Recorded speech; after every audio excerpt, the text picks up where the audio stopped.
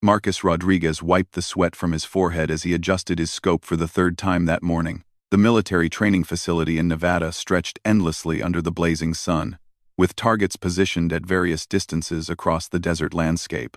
As a former Marine sniper turned firearms instructor, he had seen thousands of recruits come through these gates.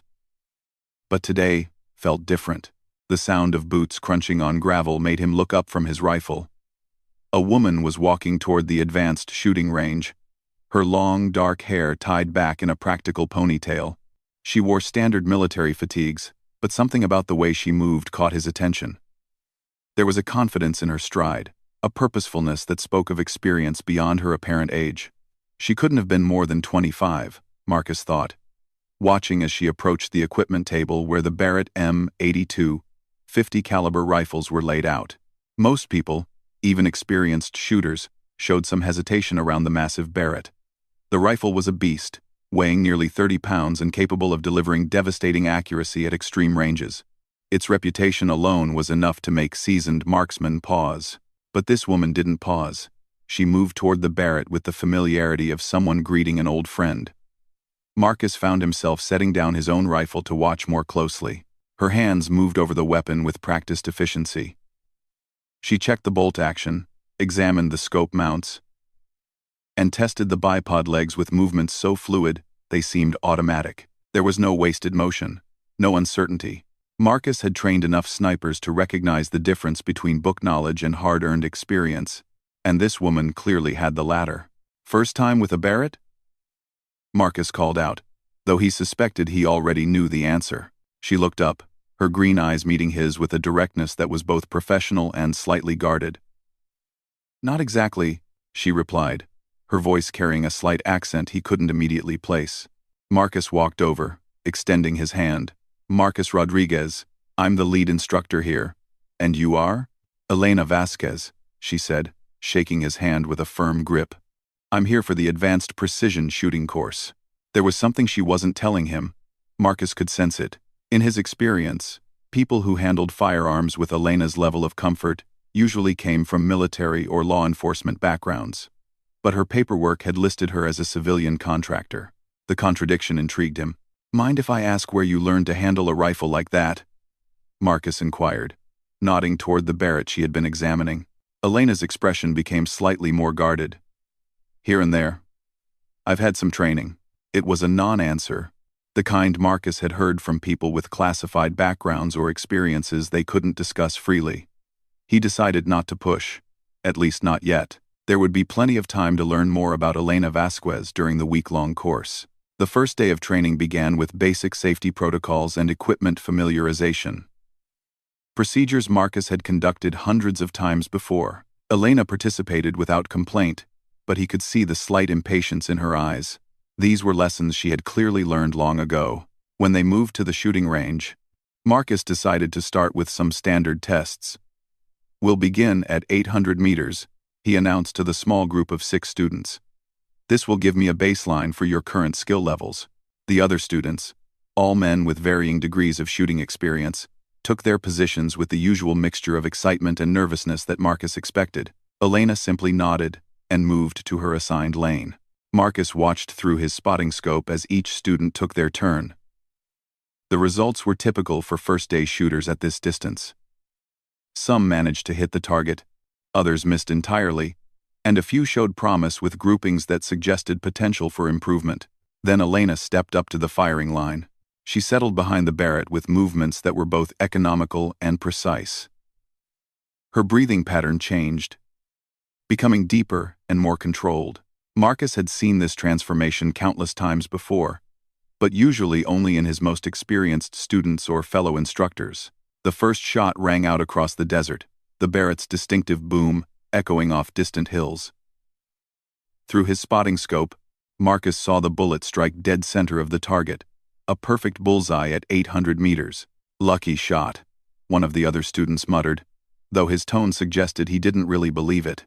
Elena's second shot hit less than an inch from the first. The third shot created a group so tight that Marcus had to increase the magnification on his scope to see the individual holes. The other students had gone quiet, their earlier conversations dying away, as they realized they were witnessing something unusual. Marcus found himself leaning forward, his professional interest fully engaged. "Not bad," he said, trying to keep his voice neutral. "Let's try 1,200 meters." If Elena was impressed by the increased distance, she didn't show it. She made some minor adjustments to her scope, checked the wind flags positioned around the range, and settled back into her shooting position. The target at 1,200 meters was barely visible to the naked eye, a small speck against the desert backdrop. At this distance, factors like wind speed, humidity, and even the rotation of the Earth began to affect bullet trajectory significantly. It was here that the difference between good shooters and exceptional ones became apparent. Elena's breathing pattern shifted again, becoming even more controlled and deliberate. Marcus watched her through his own scope, noting the subtle adjustments she made to her position, the way she seemed to read the wind patterns almost intuitively. The shot, when it came, was perfectly timed between heartbeats and breaths, the classic mark of a trained sniper. The bullet's impact was another dead-center hit, followed by 2 more shots that created a grouping smaller than most experienced shooters could achieve at half the distance. Marcus set down his spotting scope and walked over to Elena's position. The other students had gathered around, staring at the target through their own scopes with expressions ranging from amazement to disbelief. "Where did you say you learned to shoot?" Marcus asked quietly, crouching down beside Elena's position. Elena was methodically cleaning her rifle. Another sign of ingrained training. She looked up at him with those green eyes. And for a moment, Marcus thought he saw something flicker across her expression.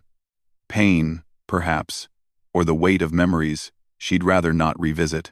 "I told you," she said finally, here and there, but as she spoke, Marcus noticed something he had missed before. There was a small scar on her left hand, barely visible but positioned exactly where a sniper's support hand would rest against a rifle stock after thousands of rounds. He had similar scars himself, the inevitable result of long hours in training and combat. More telling was the way she held herself when she thought no one was looking. There was a wariness in her posture, a constant awareness of her surroundings that spoke of someone who had operated in dangerous environments. Marcus had seen it in himself and other veterans, the inability to ever completely relax, to always be scanning for threats. As the day progressed, Elena continued to demonstrate skills that far exceeded those of a typical civilian contractor. Her knowledge of ballistics was comprehensive, her understanding of environmental factors was sophisticated, and her shooting accuracy was simply extraordinary. During the lunch break, Marcus pulled Elena aside. "Listen, I don't know what your background is, and I respect that some things need to stay confidential, but I've been doing this for 15 years, and I've trained everyone from FBI snipers to special forces operators. What I saw out there today isn't the result of weekend shooting classes." Elena was quiet for a long moment, looking out over the desert landscape. When she finally spoke, her voice was softer, almost reflective. "Sometimes people have to learn skills they never thought they'd need," she said. "Sometimes circumstances force you to become someone you never imagined you could be." There was a story there, Marcus realized. Probably one with more pain and complexity than he could guess. He had learned over the years that some of the best shooters he had encountered carried the heaviest burdens, their skills born from necessity rather than choice. "Fair enough," he said. "But just so you know, if you ever want to talk, or if there's anything specific you want to work on during this course, I'm here to help. No questions asked." Elena nodded, and Marcus thought he saw a brief flash of gratitude in her expression. "Thank you. That means more than you might realize." The afternoon session focused on advanced techniques and equipment familiarization. Marcus demonstrated various shooting positions, range estimation methods, and environmental factor calculations. Elena absorbed everything with the focused attention of a dedicated student, but Marcus could tell that much of what he was covering was review for her. As the day wound down, the other students began to pack up their equipment and head back to the barracks. Elena remained at her shooting position, methodically cleaning and checking her rifle with the thoroughness of someone for whom equipment maintenance was a matter of life and death. Marcus approached her again, this time carrying 2 cups of coffee from the instructor's station. "Long day," he said, offering her one of the cups. "Thank you." Elena said, accepting the coffee gratefully. It's been interesting to be back on a range like this. Back? Marcus caught the word immediately. So you have done this before. Elena took a sip of coffee, seeming to weigh her words carefully. I spent some time overseas. Contract work. Security consulting. It was still vague, but Marcus heard the careful phrasing that suggested military or intelligence work. Security consulting could mean anything from corporate protection to high-risk operations in conflict zones. Must have been challenging work, he said, keeping his tone neutral. It was necessary work, Elena replied, and there was something in her voice that suggested the conversation was approaching territory she didn't want to explore. Marcus decided to try a different approach. What brings you here now? To this course, I mean. With skills like yours, this must seem pretty basic. Elena was quiet for a moment, staring out at the targets that dotted the desert landscape. I suppose I'm looking for something, she said finally. Or maybe trying to find my way back to something I used to understand about myself. The honesty in her answer surprised Marcus. It suggested someone wrestling with profound questions about identity and purpose. The kind of internal struggle he had seen in other veterans transitioning back to civilian life. Well, he said, you're welcome here for as long as you need, and if you want to push beyond the standard curriculum, I'm happy to accommodate that. Elena looked at him with what might have been relief. I appreciate that more than you know. As they walked back toward the main facility together, Marcus found himself wondering about the story behind Elena Vasquez. Her skills were undeniable. Her knowledge was comprehensive, and her professionalism was exceptional. But there were depths to her that suggested experiences far removed from anything that would appear on a standard resume. Tomorrow would bring new challenges and new opportunities to understand this enigmatic woman who handled a Barrett .50 caliber rifle like it was an extension of herself. Marcus had a feeling that the week ahead would be unlike any training course he had ever conducted. The second day began before dawn, as Marcus had announced the previous evening that they would be working on long-range precision shooting in the cooler morning hours. He arrived at the range to find Elena already there, sitting quietly beside her equipment case and watching the eastern horizon, where the first hints of light were beginning to appear. Early riser, Marcus observed, setting down his own gear. Old habits, Elena replied simply, but Marcus noticed she was wearing different clothes today.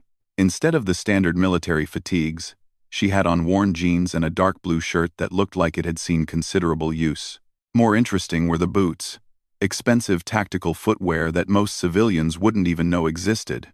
As the other students arrived, Marcus outlined the day's program.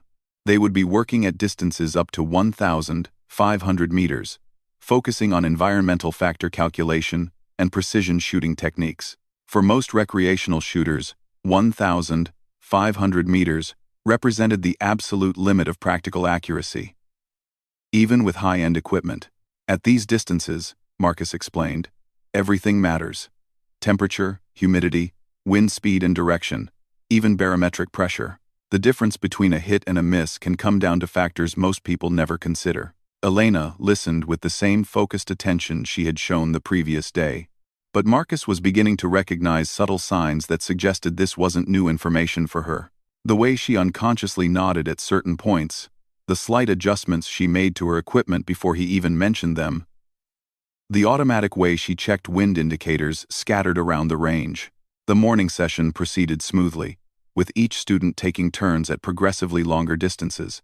Marcus provided individual coaching, helping them understand the complex calculations required for extreme range shooting.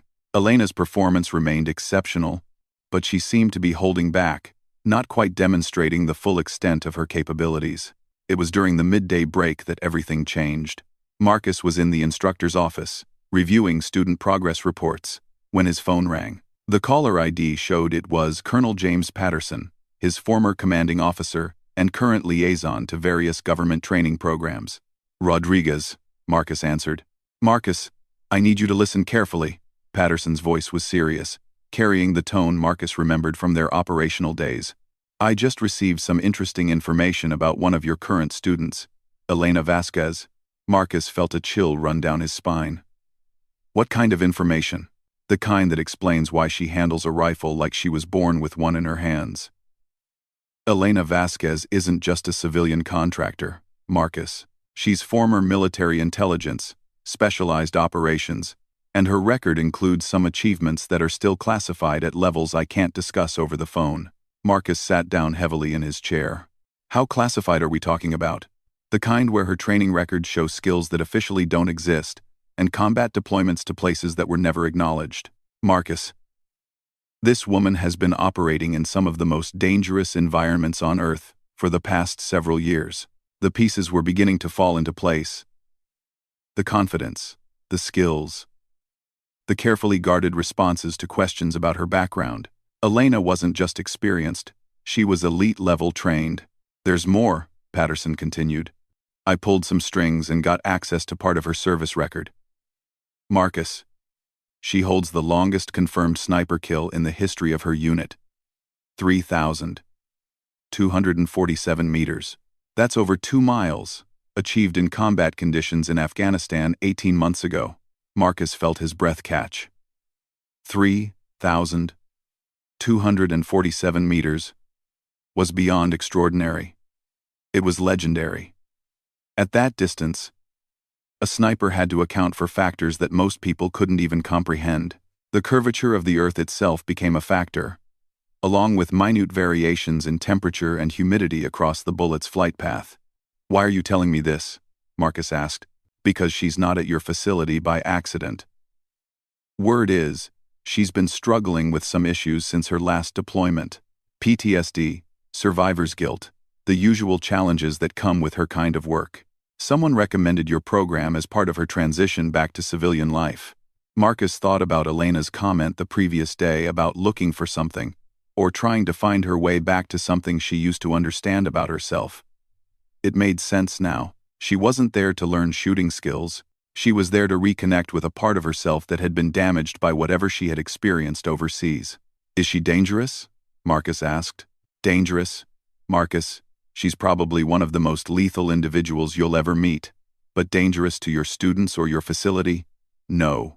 Everything I've read suggests she's struggling with the transition from combat operations to civilian life, but she's not unstable. Just lost. After ending the call, Marcus sat in his office for a long time, processing what he had learned. Elena Vasquez was not just an exceptional shooter, she was quite possibly one of the most skilled snipers in the world. The record Patterson had mentioned, 3,247 meters, was the kind of achievement that would be discussed in military circles for decades to come.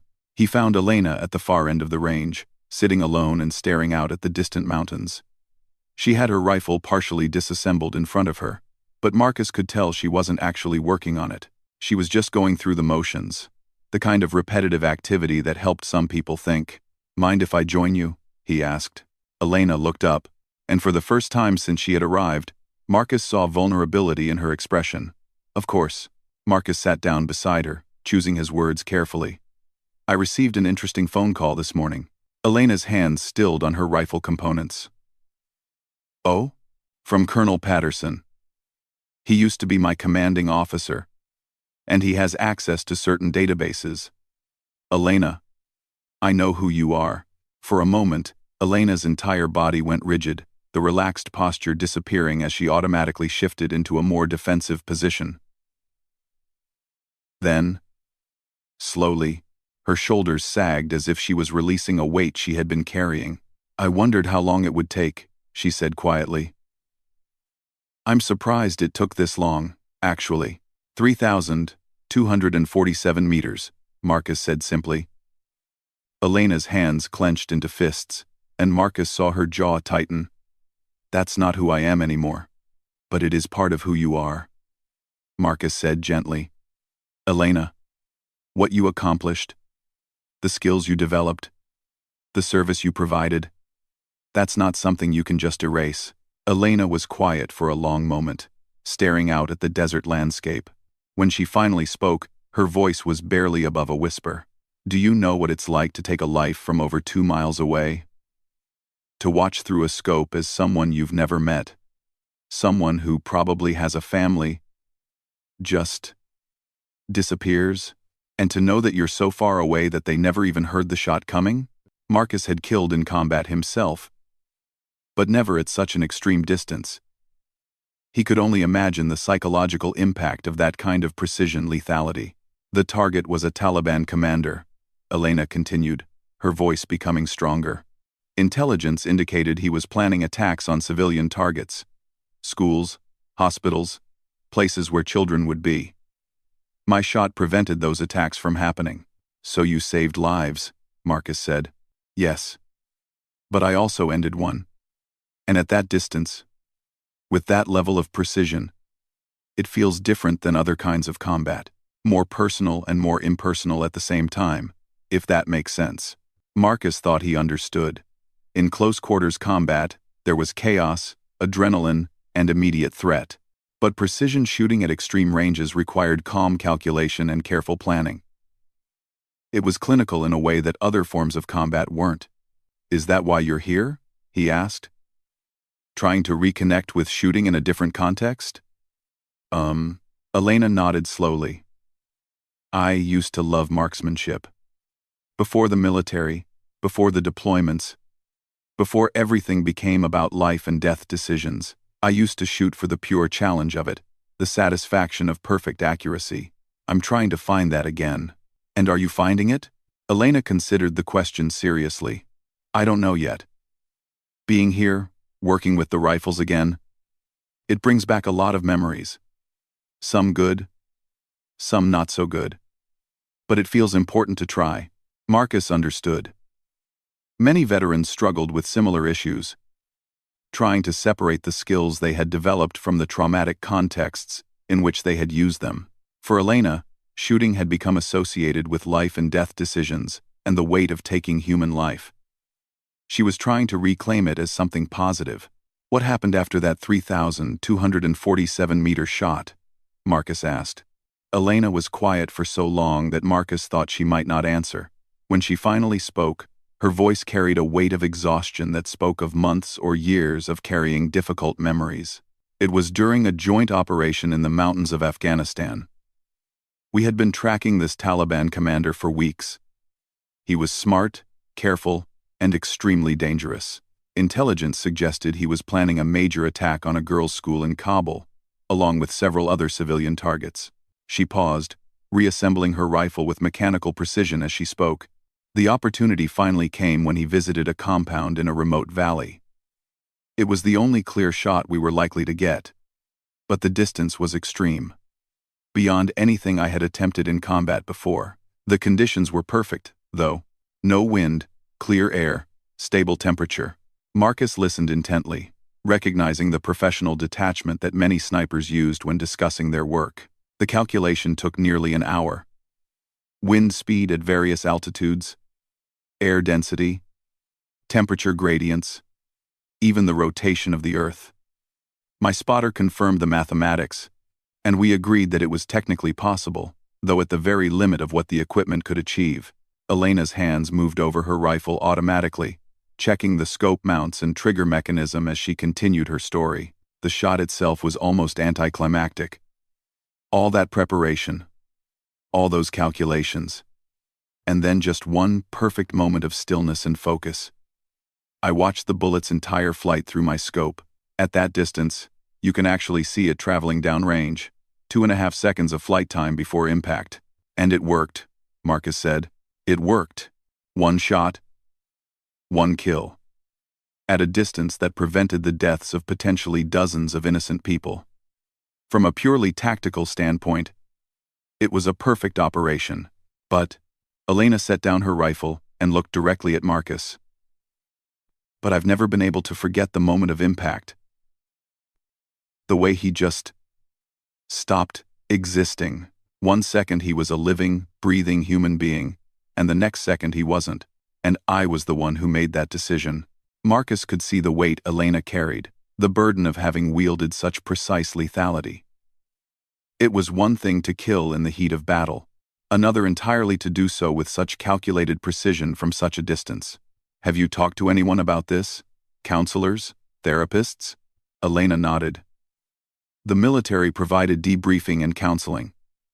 I've been working with a therapist for the past 6 months. She's the one who suggested I might benefit from returning to shooting in a non-combat context, to try to separate the skill from the trauma. And how's that working so far? Elena looked out at the targets scattered across the desert range. Better than I expected.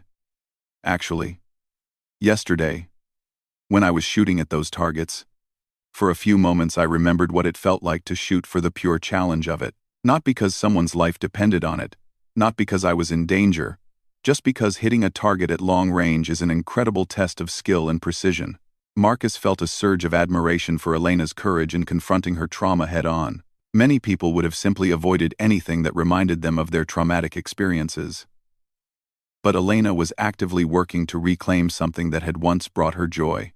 "What's your goal here?" he asked. "What do you hope to accomplish during this week?" Elena thought for a moment before answering. "I want to shoot again without thinking about death. I want to remember what it felt like when marksmanship was about precision and challenge, rather than survival and killing. I want to reclaim this skill as something positive in my life." Marcus nodded, understanding the profound nature of what Elena was attempting. She wasn't just learning to shoot again, she was trying to heal a fundamental part of herself. "Then let's make that happen," he said. "Tomorrow, we'll work on some advanced techniques that focus purely on the technical aspects of precision shooting. No tactical scenarios, no combat applications, just the pure art and science of extreme accuracy." Elena's smile was the first completely genuine expression Marcus had seen from her since she arrived. "I'd like that very much." As they walked back toward the main facility together, Marcus found himself thinking about the complexity of Elena's situation.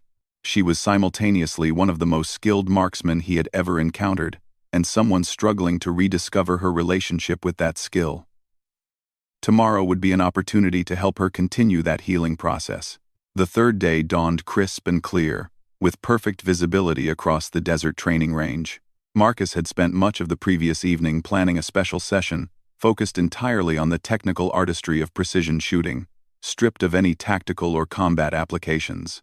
He wanted to help Elena rediscover the pure joy of marksmanship that existed before her military experiences had complicated her relationship with the skill. He found Elena at the range even earlier than before, this time sitting cross-legged beside the Barrett rifle and simply watching the sunrise.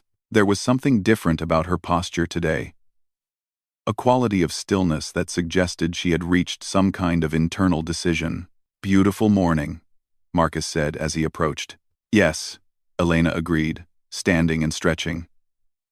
"I've been thinking about our conversation yesterday, about trying to separate the skill from the trauma." Marcus set down his equipment and looked at her curiously. "And what conclusions did you reach?" Elena smiled, and this time the expression reached her eyes. "That maybe it's not about separating them completely. Maybe it's about accepting that both experiences are part of who I am now, and finding a way to honor both the skill and the sacrifice, without letting either one define me entirely." It was a mature perspective, Marcus thought, the kind of insight that suggested Elena was making real progress in processing her experiences. The other students arrived shortly afterward, and Marcus outlined the day's program. They would be working at extreme distances, up to 2,000 meters, focusing purely on the technical challenges involved in achieving accuracy at such ranges. No tactical scenarios, no simulated combat situations, just the pure science and art of precision shooting. At distances beyond 1,500 meters, Marcus explained, we enter a realm where shooting becomes as much about mathematics and physics as it does about marksmanship. Environmental factors that are negligible at shorter ranges become critical variables that can mean the difference between hitting your target and missing by several feet. Elena listened with the focused attention that Marcus had come to expect from her. But he noticed a different quality to her engagement today, where before there had been a slight tension, a guardedness in her posture. Today she seemed more relaxed and open, as they moved through the technical instruction, covering topics like ballistic coefficient calculations, atmospheric density variations, and the Coriolis effect. Elena began to participate more actively. She asked detailed questions about wind reading techniques and offered insights about temperature gradient effects that demonstrated her deep understanding of extreme-range ballistics.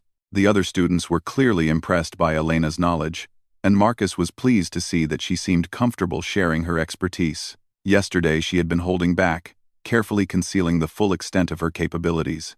Today she was allowing herself to be the expert he knew her to be. When they moved to the practical shooting portion of the day, Marcus made a decision that would have surprised him a week earlier. "Elena," he said, "would you be willing to demonstrate some advanced techniques for the group? I think everyone could benefit from seeing how someone with your level of experience approaches extreme-range shooting." Elena hesitated for just a moment, and Marcus saw a flicker of the old guardedness return to her expression. Then she nodded slowly. "I'd be happy to share what I've learned," she said. What followed was a masterclass in precision shooting that none of the other students would ever forget. Elena set up her shooting position with movements that were both economical and precise, explaining each adjustment she made and the reasoning behind it. She demonstrated wind-reading techniques that Marcus had only read about in advanced military manuals, and showed calculation methods that reduced complex ballistic problems to elegant, simple solutions.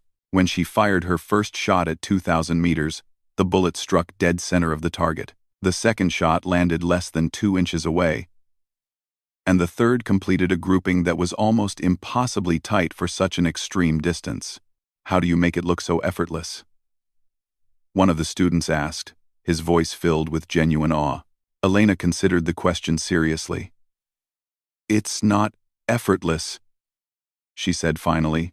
"It's the result of thousands of hours of practice, detailed study of ballistics and environmental factors, and experience in conditions that most people will never encounter.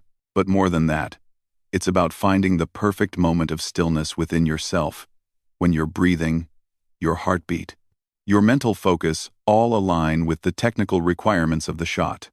Marcus watched as Elena continued to work with the other students, patiently explaining complex concepts and demonstrating techniques with the natural teaching ability of someone who truly understood her subject.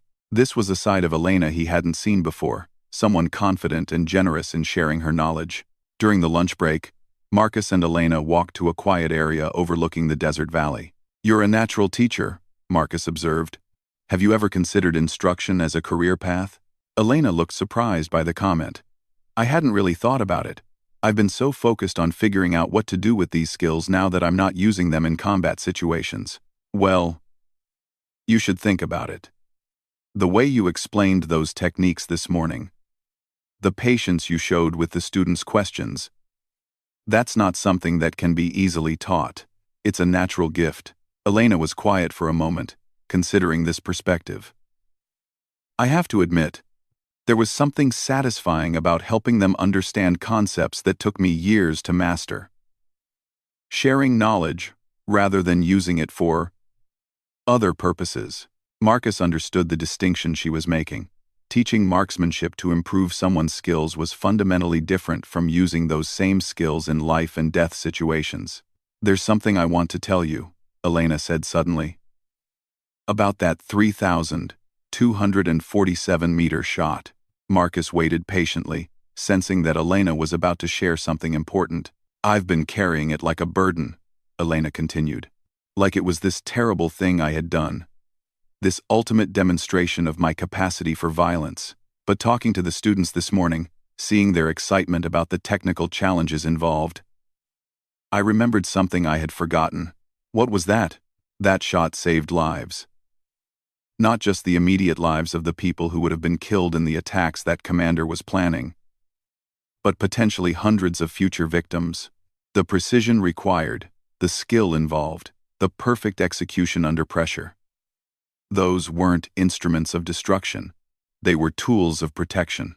Elena paused, looking out over the desert landscape where heat waves were beginning to shimmer in the midday sun. "I've been thinking about it all wrong," she said. "I've been focusing on the taking of life instead of the preservation of life. That shot, that skill, that moment of perfect precision, it was one of the most positive things I've ever accomplished, even if it came at a cost." Marcus felt a surge of admiration for Elena's courage in reframing her experience. It took tremendous strength to find meaning and purpose in traumatic events, to transform pain into understanding. "How does that change things for you?" he asked.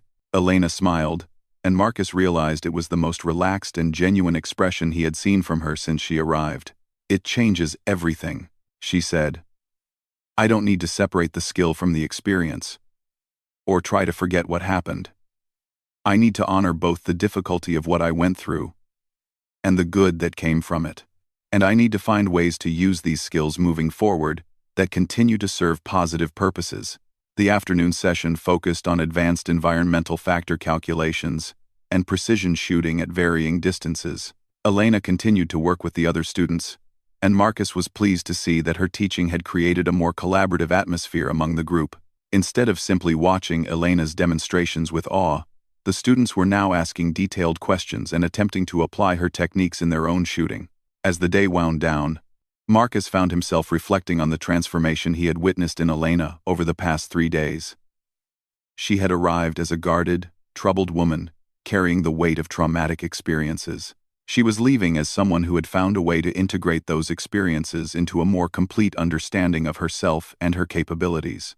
During the final equipment cleaning session, one of the students approached Elena with a question about career opportunities in precision shooting.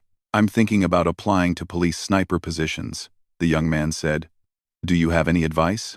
Elena considered the question carefully before answering. Make sure you understand the full scope of what you're considering. Precision shooting in law enforcement or military contexts isn't just about marksmanship skills. It's about making decisions under extreme pressure, dealing with the consequences of those decisions, and carrying the responsibility for outcomes that affect other people's lives. She paused, seeming to choose her words carefully. But if you're prepared for that responsibility, if you understand that these skills can be used to protect innocent people and prevent tragedies, then it can be incredibly meaningful work. Just make sure you have good support systems in place, and don't hesitate to seek help if you need it. Marcus was impressed by the wisdom and maturity in Elena's response. She was sharing hard-earned insights while being honest about both the positive and negative aspects of specialized shooting roles. As the other students finished their equipment maintenance and began heading back to their accommodations, Marcus found himself alone with Elena once again. So what's next for you? He asked. Now that you've completed the course. Elena smiled, and Marcus could see a new sense of purpose in her expression. I've been thinking about your suggestion regarding teaching. I'd like to explore opportunities to work with veterans who are dealing with similar issues, helping them process their experiences and find positive ways to use their skills. That sounds like exactly the right path for you, Marcus said. There's a real need for that kind of specialized counseling and support.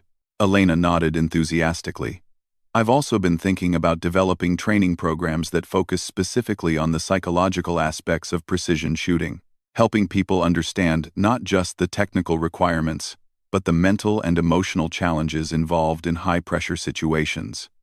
Marcus could see the excitement building in Elena as she outlined her ideas. This was someone who had found her calling, who had discovered a way to transform her traumatic experiences into something that could help others. There's one more thing, Elena said, her expression becoming more serious. I want to thank you for the way you've handled this week. You gave me space to work through my issues without pushing, and you helped me remember why I fell in love with marksmanship in the first place. Marcus was touched by Elena's gratitude, but he also recognized that the real work had been done by Elena herself. You did the hard work, Elena. I just provided the environment. Elena shook her head. No, it was more than that. You saw that I was struggling with something, and you found a way to help, without making me feel broken or damaged. That meant more than you can possibly know. As they walked back toward the main facility together for the last time, Marcus reflected on the week that had just passed. He had begun with the simple goal of providing advanced marksmanship training to a group of civilian students. Instead, he had been privileged to witness the healing and transformation of an exceptional individual. Elena Vasquez was leaving the training facility as someone fundamentally changed from the person who had arrived. She had not only reconnected with her love of precision shooting, but had found a way to honor her military service while moving forward into a future focused on healing and helping others. The Barrett .50 caliber rifle that had first caught Marcus's attention remained an impressive tool of precision in Elena's hands. But it was no longer a burden she carried. It had become a symbol of her expertise, her dedication, and her commitment to using her extraordinary skills in service of others. As Marcus watched Elena load her equipment into her vehicle and drive away from the training facility, he felt a profound sense of satisfaction. This was why he had become an instructor, for moments like these when training became transformation, and skills became instruments of healing rather than just tools of precision. Elena's record-breaking 3,247-meter shot would remain a legendary achievement in military sniper history. But Marcus knew that her real legacy would be measured not in the distance of her shots, but in the lives she would touch and the healing she would bring to others who carried similar burdens. The Barrett .50 caliber rifle sat quietly in its case, waiting for the next student who would need to learn not just its technical capabilities, but the deeper lessons about precision, responsibility, and the complex relationship between skill and service that Elena had so powerfully demonstrated.